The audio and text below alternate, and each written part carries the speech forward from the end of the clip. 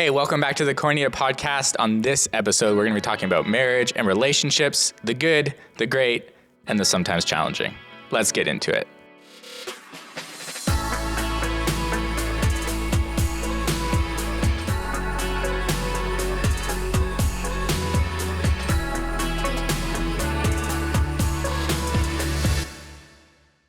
Hey, you're listening to the Koinonia Podcast. On this episode, I am joined by Pastor Bryan and Rebecca. Yeah, Hey. Good to be here with you, Ryan. So excited to have you guys. Can I just say I love you guys so much? And I appreciate you guys and all that you do for this church and everything that you've done for me and Michelle. It's just so great. I love you guys. I love having you in our lives. So we'll start there. Thanks, So man. making That's it like a feel a little misty warm. start. Yeah, very warm. And That's okay. Good relational We can start misty. Yeah. Thanks, Ryan. We care about you and Michelle too. We love you and I appreciate having you as part of the team. Yeah, it's great. I think this is going to be a really great conversation. I've been looking forward to it. Brian, on the last episode that Rebecca was in, she told us a story about a incident with, I forget what kind of I can't even grocery remember. item it was. Pecans or walnuts, one of the two. I think it was walnuts. It's walnuts. You're going to go there, are you? Well, I just thought it would be only fair for you to give your side of the story on the incident. Yes. All we heard was that there was a lot purchased. Yes, I try to aim to please in my marriage. That's great. And so that was what was going through my mind as I went grocery shopping. And this is an element within our marriage that Rebecca's handwriting and her, what do My you call it? chicken Your scratch? shorthand is sometimes not the same shorthand abbreviations that I would use. So Got it. I just wanted to make sure I came home with substance and content. And so, It probably said wall 6. yeah. Like walnuts, like 6 packages. And 6 So I pounds. interpreted it as Same she thing. needs a lot. So I just made sure I brought home a lot and made sure Better she was safe happy. than sorry, right? That's right. Because But he does the groceries. I mean, like, That's great. that's huge. I do a similar thing with laundry, like trying to keep track of what are the things that can go in the dryer. Oh, yeah. And what are the things that need to It's a hang. sensitive topic for me. Yeah. You're so- in the learning phase right Yeah, now, so Ryan. my general rule is if I question if it Yeah. goes in the dryer or not, it gets hung. Always hang. Yep. Yeah, that's my my fail safe. Yeah. Because it's like then I Wise can't man. go wrong, right? Yeah, that is very You don't wise. shrink Ryan. those Lululemon I tights. don't accidentally shrink. Yeah. And then things like, when things transition from like, I used to hang this, but now I don't care about it so much anymore, so I'll throw it in the dryer. That's a difficult one because then I can't, I've mapped it out and then I can't remember. Something from Michelle's wardrobe that you don't want to see or wear anymore. So you just throw it in Just the dryer. disappears. Yeah. Goes to where the socks go. We could Anyway, probably do a whole podcast on laundry.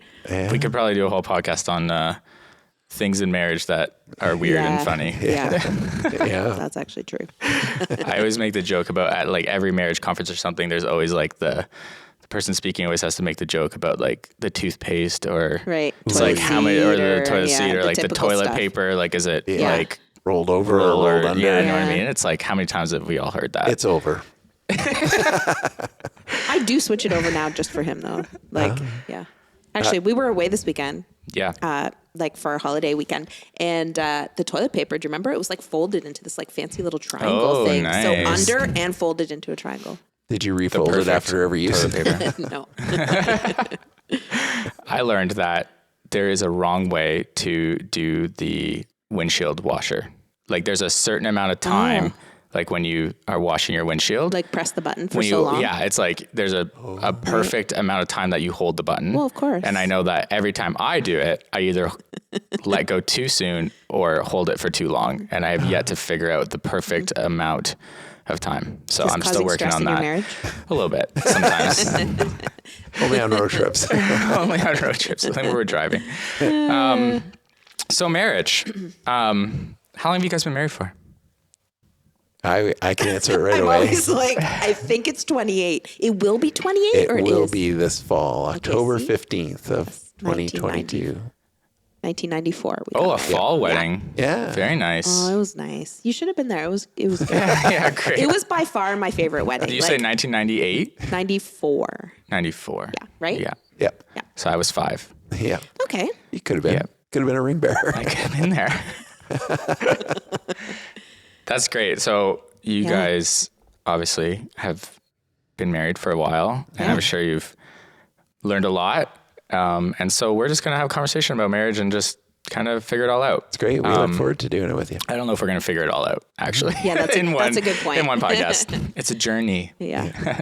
I wanted to kick off with just the whole idea of marriage being this like ultimate win. It's kind of like, it's the end goal. It's the end game. It's like, just get married and so that you can have sex, basically. I was just telling Nick this morning how when I was in Bible college and there was like the few of us who were getting engaged like while we were in college, and it was always kind of, you would get labeled as like, oh, you're just getting engaged so that you can have sex. Because I think that's the Bible college way. I think that's all we thought about in Bible college. Sometimes it felt like, so it was kind of like that was the ultimate thing. It's like, just get married so you can have sex and life will be great after that. Yeah. And that could have very much been the guy's perspective. What would ladies be thinking of?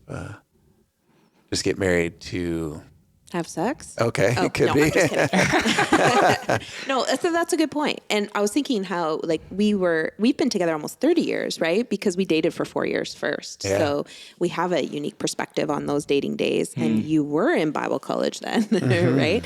And for me as a woman, I think like the friendship part, I mean, yes, the physical attraction part was important too, but that friendship piece was like really, really important to me. And I think to a lot of women, that like emotional connection and the friendship that you build during your dating years. So. I thought you were going to say you wanted to get married just for the ring. Oh, I do. That was a great answer, love my ring, but it's actually not my original ring. Yeah. I found this set in an antique store that I really liked. And being an amazing guy that he is, he was like, you know what? If you like it, just trade in the other one. Wow. I know. I thought you were going to say you lost it. Yeah. No, he lost his water skiing. Wow. Yeah, that's a replacement. Yeah. Yeah. It is. It's not a replacement for our love. No. Oh, you guys are so sweet. Yeah. Anyways, did that answer what you asked me? You asked about the connection piece. Yeah. I mean, I'm sure there's people who they get married and then it feels like like it's the end, that's the goal. And then it's like all of a sudden you realize like, oh, now I'm married. And it's like, you look forward to that, to the wedding day. And that's like, oh, and now I'm married. Yeah. And what do I do now? Right. Yeah. And it can be difficult for people. It's actually like, you're right. It can be difficult. And I think one of the big things is that, and this is something we learned in our marriage was, if you don't learn the things we need to learn to be a really healthy, functioning individual first, you're still going to have to learn those things when you're married. Like, yeah, right. It's not like, oh, I'm married now and like now we're just together and like we're this unit and everything's great. If you did not learn, like I didn't, some of my healthy identity and who I am, who Jesus says I am, and self-confidence in him and all of those things when you're single, then like you still have to learn them. It's just more complicated because you now have this, unified relationship with someone that you're trying to like figure out at the same time. So I think that's one of the things people don't realize. Right. And that can make it really difficult. Yeah, Does that absolutely. make sense? Yeah, absolutely. And I was thinking of where was my mind and approach at when I was in college. And I did a lot of experimenting with dating and was actually trying to find more meaning of who I was and more identity for who I want to be, to appear to the world. And so I went looking for it in relationships. And it was actually in my first year of college that I was so frustrated from the dating scene that I just said to God, no more. I just said, I'm done. I'm not finding what I'm looking for and it's empty. So I think I'm searching out relationships for the wrong reason. And within 4 months, and Rebecca and I were already friends then, but we weren't in a dating relationship. But within 4 months of me making that statement of, God, I'm done dating, I heard the words come out of my mouth. If I was going to marry anyone, I would marry my friend Rebecca Harding then. Name has not changed yet. Yeah. And I was like, whoa, where did that come from? But God had me on a journey where I had given up trying to find myself in dating or form myself in a dating relationship. And I began to ask him, God, who am I and who do you say that I am? And then he took me on a really cool journey to open my eyes to what would then become my best friend for life. oh, I feel like there's like this. It's true. It's very true. That's where the Halo music can come on. That's where the Halo music comes in. Yeah. I love that it comes back to the identity thing. Nick and I were just saying yesterday how like identity everything just seems to loop back to like the other podcast episodes we were having, like it loops back to identity in some way. And this is so true, right? I think that having those things sorted through, you know, like you were saying, before you're even in a relationship, kind of like figuring that out, because it's so easy to attach your identity to a relationship or seek out relationships just for the sake of appearances or the identity you want, right? Like coming back in Bible college, it was kind of like almost seen as a failure if you didn't, if you weren't in a relationship and engaged or married by the end of your 4 years. You know what I mean? Yep, it was like, what are you doing wrong? And it's like, there's nothing wrong. Right? But it was like, it felt like more, it was a status symbol than it was where people were seeking it out in that way instead of actually, you know, and getting married to. That was my total experience. Companionship.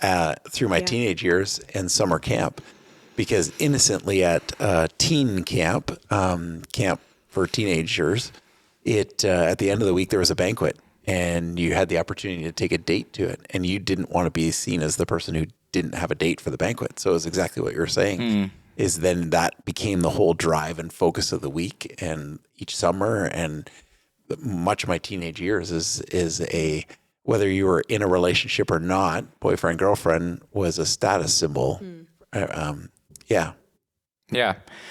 So while we're kind of in this area, like to someone who right now is single and maybe they're feeling discouraged about not being in a relationship, what would you guys say to that person right now who's listening? I'm so passionate about this piece about identity, and it's funny because you said this keeps popping up in all the podcasts. Yeah, is it because of you?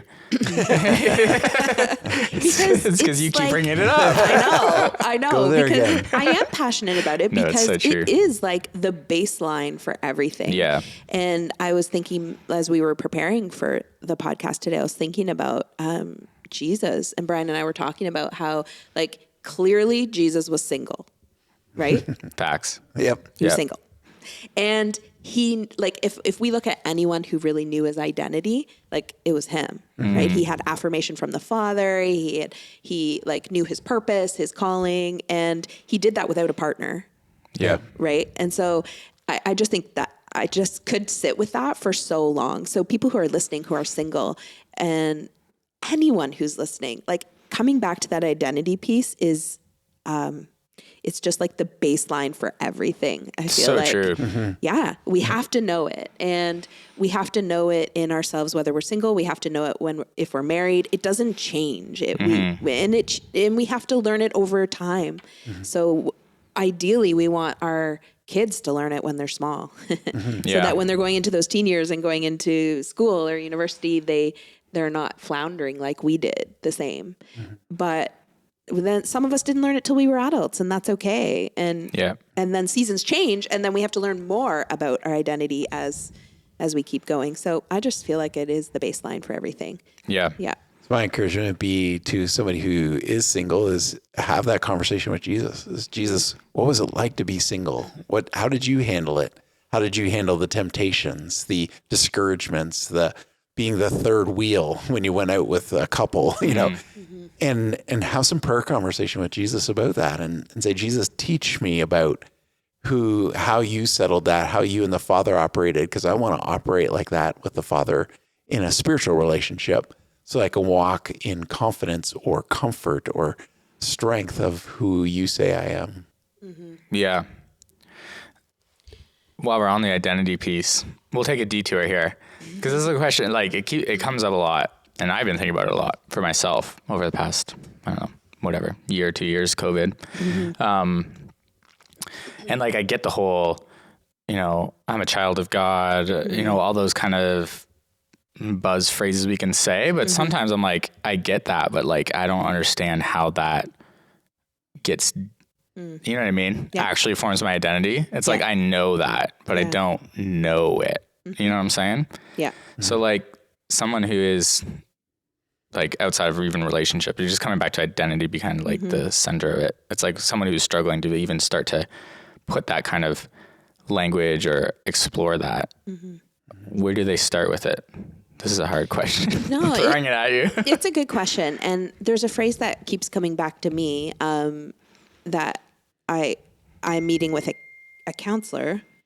Ding, is it time? Time for my appointment? That was my ding. I'm meeting Volume with is going off. Counselor who's helping me process some thoughts and feelings over the last 5 years. And she made a comment that was so fascinating as I was talking about difficult relationships that I've had.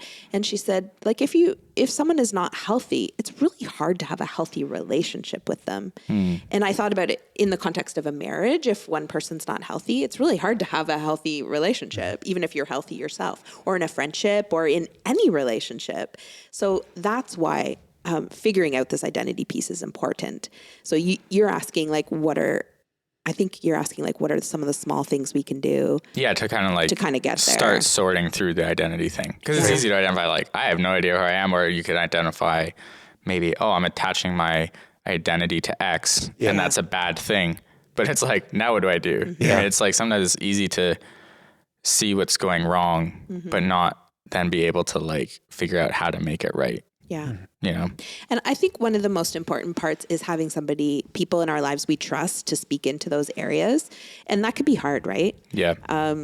Saying, hey, I really want to kind of touch on some of my blind spots. Most people are that's kind of painful. And vulnerable. Yeah. Vulnerable. And you have to be transparent to do that. So I think sort of wanting that is one of the first steps. Yeah. To really kind of solidifying, because most of us have stuff that have happened to us, small things, big things. And when we just so neatly tuck them down inside to keep them safe, we don't let them come out, right? Then they always sit there. And so we always then see things through that lens of those things that we've kind of shoved down. Yeah. So it's hard to be healthy when we have a lot of stuff tucked down in there. Eventually we run out of room to keep pushing things down. And we usually do that because we're trying to be good humans, right? We don't always shove it down just because we're trying to be deceitful or right. malicious or anything. You're just no, I'm trying to be a good parent right now. I'm trying to be a good husband to Michelle. So I'm just going to tuck that one little thing down here out of the way so I can try to. But eventually it doesn't help us in our identity because we always have something in the way there until we kind of bring it up to someone we trust to or start it brings talking itself about it. up in a time when you don't want it to. Yeah.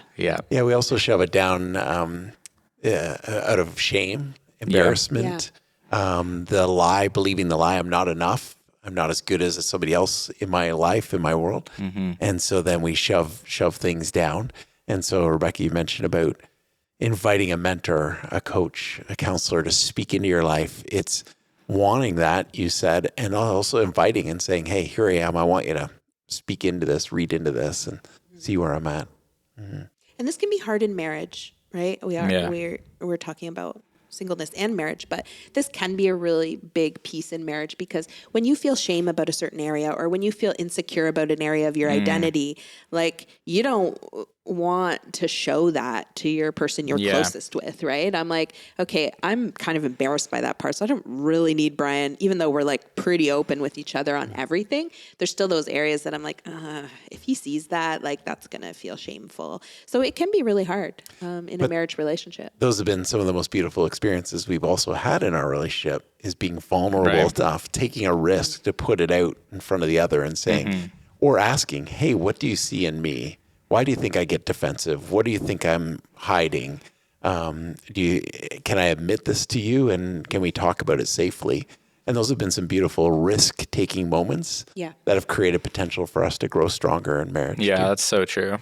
That's so true. There's so many times where it's Michelle's been able to figure out what I'm feeling or how to process something better than, and I'm you're right. I totally could not sort that through in my own mind. I was struggling to put those pieces together, and she's just oh, well, it's this, and this, and you said this, and you did this, and this, and I'm you are so right. And I could not see all of that on my own. Yeah. And that is cool. A humble posture for you though too, right? Because she could say that and you're just kind of you know what? I'm not going to receive that. I don't want to hear that right now. Right. I kind of feel a little embarrassed or whatever, but sounds like that humility piece, then you can receive that. Yeah, right. That's an important part of Absolutely. that risk taking. Yeah.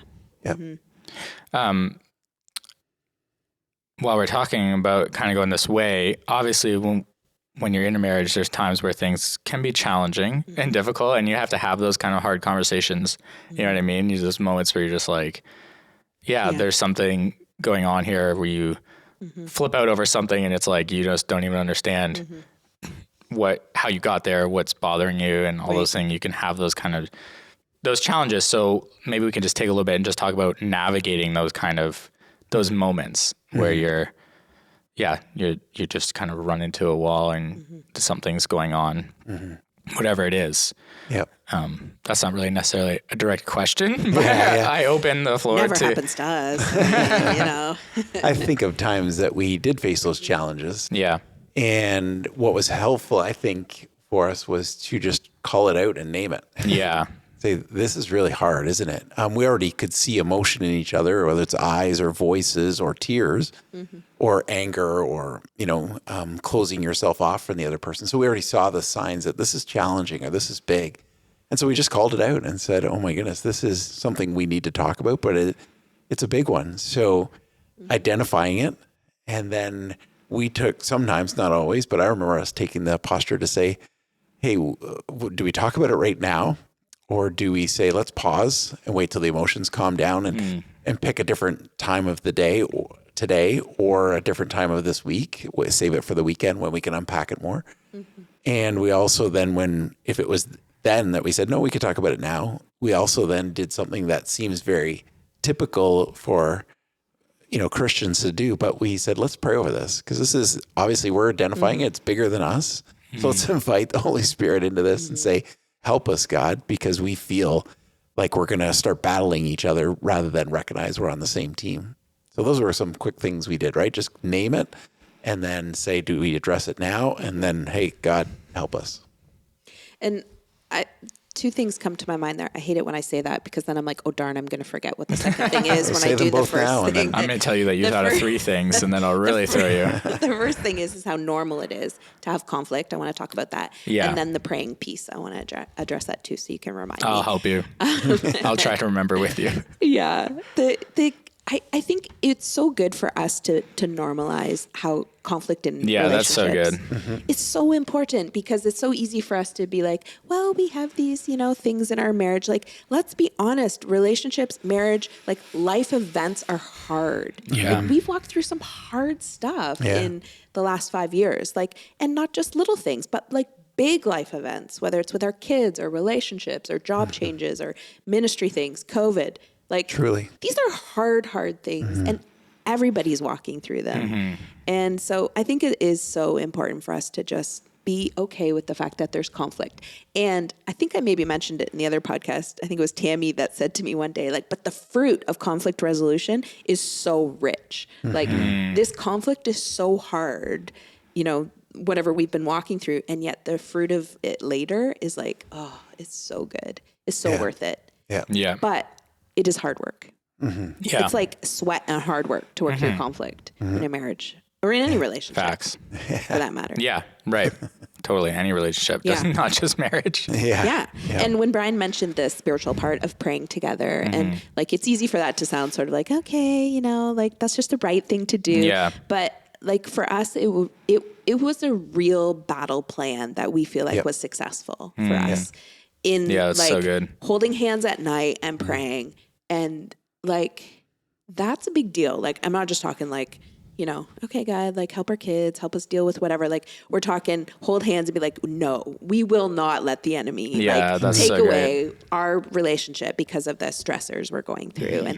And it wasn't pretty. It wasn't like these big spiritual prayers. It was just that desperation prayer. But again, it takes humility. And energy to be like, okay. Health. Yeah. Teamwork. There you go. And as you mentioned, those steps, sometimes that's all we could do is a simple elementary prayer, like the challenge, the overwhelming feeling, the discouragement, the frustration, all those emotions.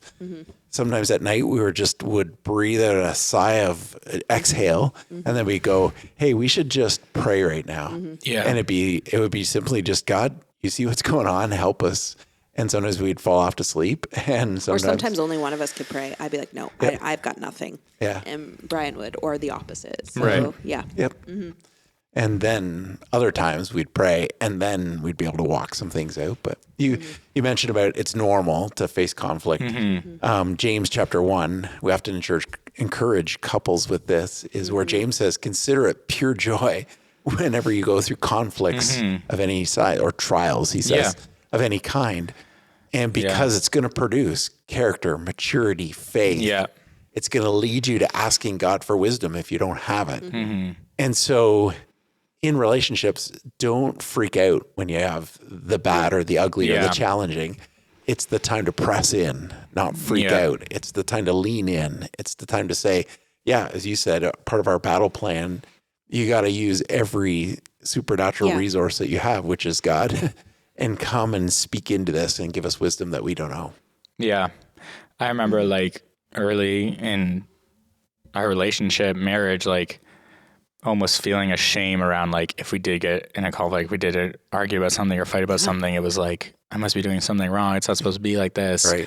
Like, is this right? You start questioning all those things. You feel like a shame about it. Right. And then you have like, I feel like we all have that couple, or in the early marriage, or that other couple who's also newlyweds, and they're like, we never fight. You know what I mean? Everything's great. Everything's great. We never, I don't think we've ever fought, ever. And it's like, lying. Like, fake news. What a joke to think about taking two people and putting them together in one place. Like Brian and I always talk about it, pre-marriage counseling. Like, you're living your life like this when you're dating, and when you're married, you're living your life like completely together, and expect there to be no conflict. Right. Like, It's impossible. But I love what you're saying. It's like that conflict, there's so much fruit in that. Like having those hard conversations, like in the last episode, we were talking about how to have hard conversations in general, but you have a lot of those in marriage and in relationships, not just marriage, like dating relationships, being engaged. That's a crazy season all on its own, right? Yeah. And there's hard conversations and stuff that comes up. Interesting, Ryan. You started the podcast by asking about the question of, do we pursue marriage as the ultimate end? And sometimes we do. We're raised in a family or in a relationships, either with parents or somebody who raises us or siblings, and we have conflicts. So sometimes we want to escape that relationship and move into something that we think is better, or Hollywood paints it as better, or we fantasize in our mind it's just going to be better because it's going to be not that what I grew up in. Wow. But the reality is God puts you in that to learn how to do relationships better and well, to observe an older generation, to work with peers so that you be more prepared for a more intimate relationship of marriage. So it's a training ground for what's to come. But often we use it as, I got to escape that, and the next is going to be better because I'll will it to be better. But you can't will anything. Yeah, right. It's not just gonna, you got to put in the work, like you were saying. Yeah. It takes work. It takes effort. Yeah, it takes effort. And some people didn't have a good learning ground. Right. So the family they grew up in was not safe, was unhealthy, or they didn't have safe relationships with their siblings. There was abuse. Like, there's all kinds of trauma that happens, right?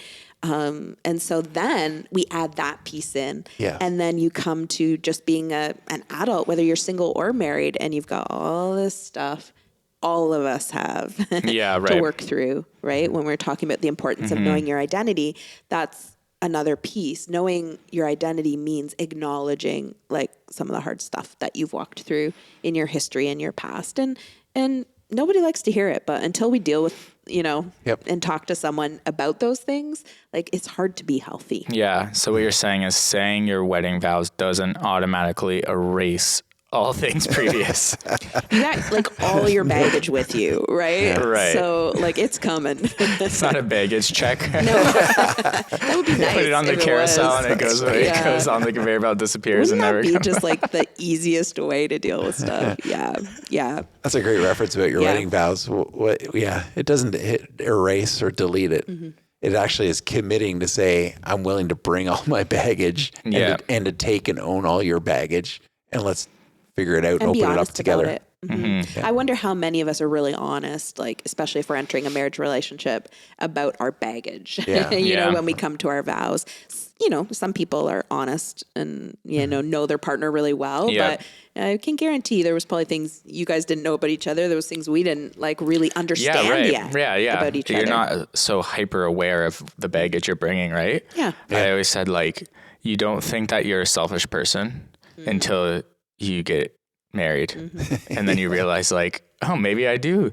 Yeah. Maybe I can be selfish. Yeah. And then you think that you got the selfishness figured out, and then you have kids. Oh, yeah. I know. It just keeps going. And then you realize, like, it just keeps going. Oh, this is still a problem. It's like another layer of selfishness. So it's like, you don't know, but that's like part of the journey, right? Yeah. Is like realizing all those things. I think that's can be so fun about it. Maybe also not fun, but like that like it grows character. Like those are things what that James says, are exciting to grow. You know what I mean? And it's God's design for us to keep growing. Yeah. Right? We were talking about that when we were driving away this past weekend, and we had lots of time to chat and about how, like, we've been married 27 years and we're in a different season of life, and the kids are like moved out, and we're still learning. Like, we're sitting in the car talking about, like, you know, when you said and did this, like, that felt kind of hurtful or whatever. And I'm like, it feels like a bit of a joke that we're still learning so much, but that's the way it is. It doesn't end, right? It's ongoing. No, it doesn't end. Growing in your relationship. Yeah. And we're just learning new things about each other now, how it looks when we're like, okay, how does it look to empower our kids now that they're grown and as empty nesters, and how can we promote a positive view on empty nesting, not just like, oh, got our kids gone. No, it's like, how can we still be a family and be mission focused together? But that means we have to grow in new ways together. Right. And it's just funny how we're always growing. Always growing. Yeah. We've talked a lot about the challenges, but maybe we should talk also about the good and the great. And what's because it can be like, what's the whole point of even getting married?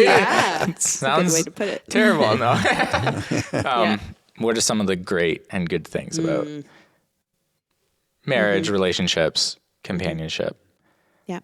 One thing that we definitely still enjoy, and we see it in couples who are preparing to get married, is they just want to do life together. They just don't want to have any more goodbyes and say goodnight and go back to their separate residences. And so that's something we would say is still something we treasure, is we get to keep doing life every day. We get to wake up together. We get to go to sleep together. We get to share experiences together, be the first person to hear good news, first person to share challenging news. So that's one of the highlights, is getting to do life with a best friend. And that hasn't grown old. No. 27 and a half years. No, it hasn't grown old. And I remember one of the kids asking that question and being like, why would you want to be with the same person like forever? That sounds like a long time. But there's this like richness and depth as you grow old together that is like a safe and trusted relationship when it's healthy. That you don't experience in another realm quite the same. Right? Yeah, that's so true. Depth of friendship. And the other thing I was thinking about was how in marriage, you said, like, what's the great, what's the good? It's like a unique way I feel like God designed for us to thrive. As singles, we can totally thrive. Like I was saying before, Jesus knew his identity. He knew his kingdom purpose. And that's one way God works out his kingdom purposes. Another way is in families, right? He gives you a place to grow and learn and do kingdom purposes together as a group and family. It's just another way that he works. And it's a pretty cool way, right? Really? Yeah. Yeah. That's so good. I'm just like kind of resonating, Brian, what you're saying just about how you're seeing it in young couples that kind of like, you know, they don't want the goodbyes and stuff. And it just reminds me of like, that's kind of like where Michelle and I were at. Like when I went away to school, like we weren't married yet. We weren't even engaged. And like I moved across the country to British Columbia. Yeah. And it was like, you know, we did the long distance thing while I was there. And it was kind of like, that was really kind of what solidified it all. You know what I mean? It was like, yeah, we just want to be together. Like we knew we wanted to be together. And it's like that was like it. That was it. It was like, cool. I don't want to do this long distance. Yeah. I was like, I don't want to do this long distance. Like, I'm not going to do 4 years of college and do long distance. Like, this is insane. I want you here with me. Yeah. You know what I mean? Like, and so you guys ended up changing your plan and getting married a bit sooner. Yeah. I just said, like, that was I went through my freshman year. The summer of my freshman year is when we got engaged. So I came back and I was like, proposed, did the whole thing. And then I went back for my sophomore year. Yeah. And now we were engaged, which kind of like made it even worse. You know what I mean?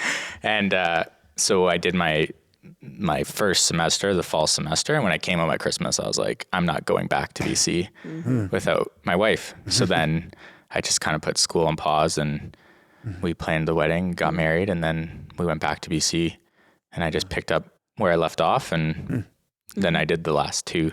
Right. And then I did 2 years of my last 2 years of college together. And like, when we look back now, like we say it all the time, how those first 2 years, like we were married, we didn't have kids yet. We were in BC, like the glory years. You know what I mean? It was like, we were on this crazy adventure. We were like across the country from all of our friends and family. And it was just like an adventure. And we were just like doing it. We look fondly still back on that time, but it's so true that like you might think that kind of excitement and desire to just be together kind of like fades out after, a year or two. It doesn't. It doesn't at all. Like, I still think now about how if I have good news, like the first person I want to talk to is Michelle or whatever it is, right? Yep. I was even thinking last night, this is going to get deep and I'm going to be hot, as Michael Todd says, honest, open, transparent. Yeah. No, like so coming into 2022, I think that's the year we're in. Yeah. I was like, so like not ready. I was like, I don't even want to do another year. You know what I mean? I was like, I just know it's like the realization that like bad things are going to happen in 2022.